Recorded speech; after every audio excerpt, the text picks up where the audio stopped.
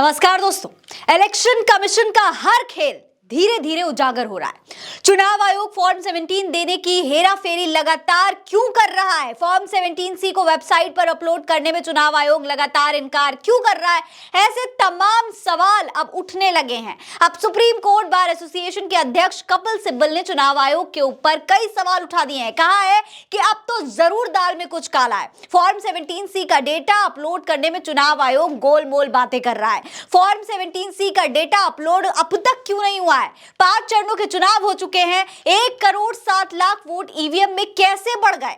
हर चुनाव क्षेत्र में 25,000 वोट कैसे बढ़ गए? ये तमाम सवाल लगातार सुप्रीम कोर्ट चुनाव आयोग पर उठा रहा था और अब कपिल सिब्बल भी उठा रहे हैं।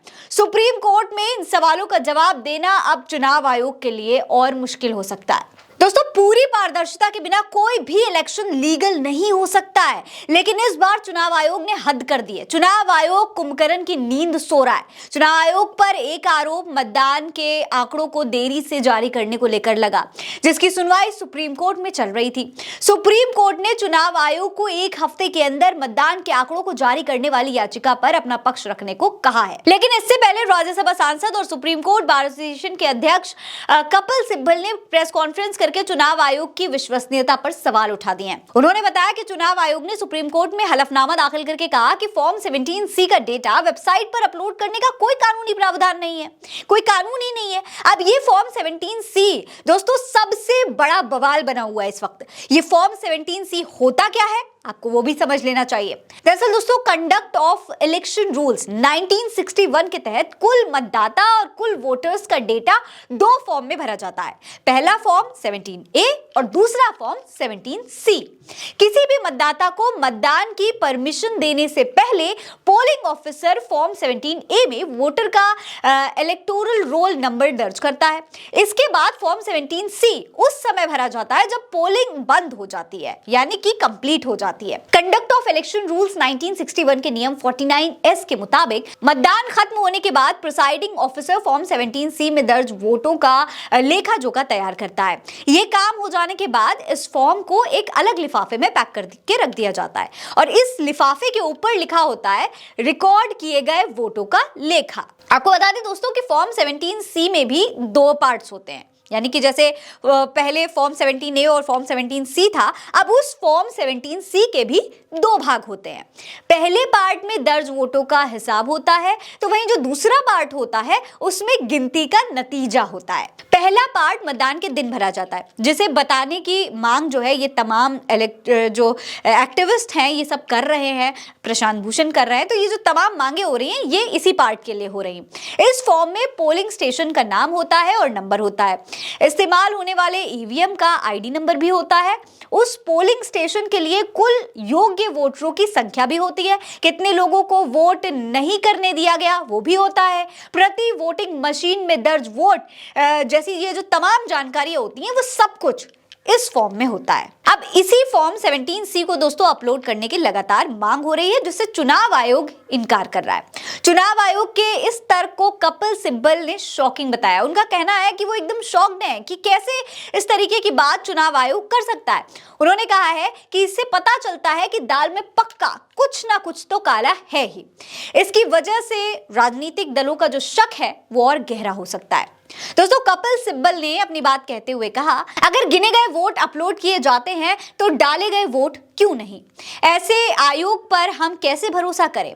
अब हमें भगवान के पास ही जाना पड़ेगा। मोदी ही भगवान है, हजारों साल बाद भगवान आए हैं। सभी पार्टियों को उस भगवान यानी कि मोदी के पास जाकर कहना चाहिए कि 80 करोड़ लोग गरीबी में हैं, उनका उद्धार कीजिए, उनके खाते में 15 लाख डालिए। भगवान ने सब कुछ त्याग दिया है।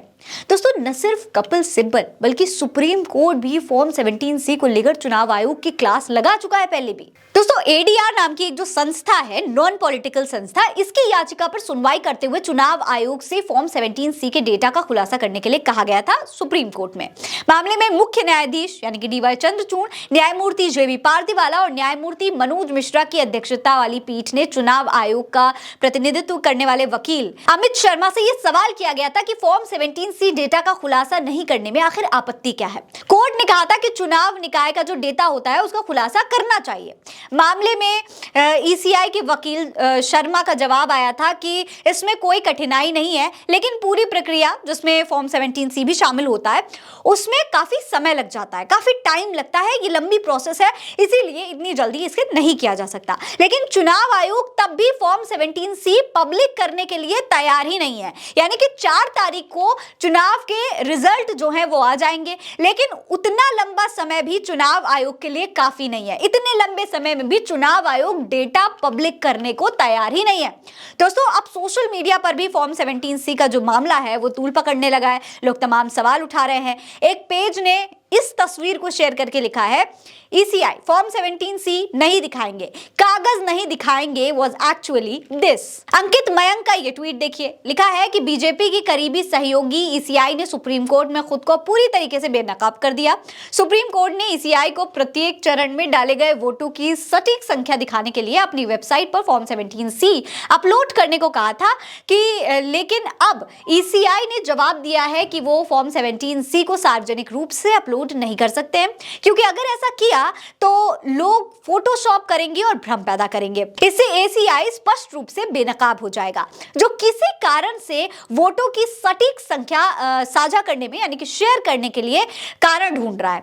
लेकिन बड़ा सवाल यहां पर दोस्तों यह है कि चुनाव आयोग डाले गए वोटों की सही संख्या बताने में क्यों भाग रहा है? कोर्ट्स में कोई हेराफेरी हुई है क्या इसीलिए बीजेपी को 400 पार का इतना भरोसा है? सुप्रीम कोर्ट 24 मई को मामले की सुनवाई करेगा।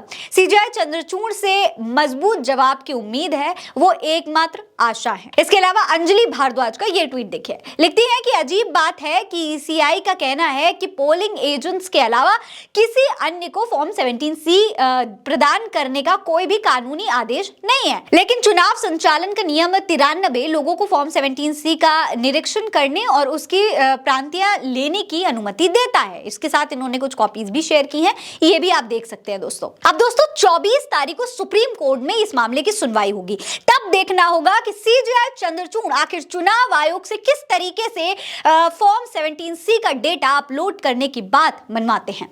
आपको क्या लगता है? अपनी राय हमें कमेंट सेक्शन में लिखकर जरूर बताइएगा। ये खबर आप उल्टा चश्मा यूसी पर देख रहे हैं। नमस्कार।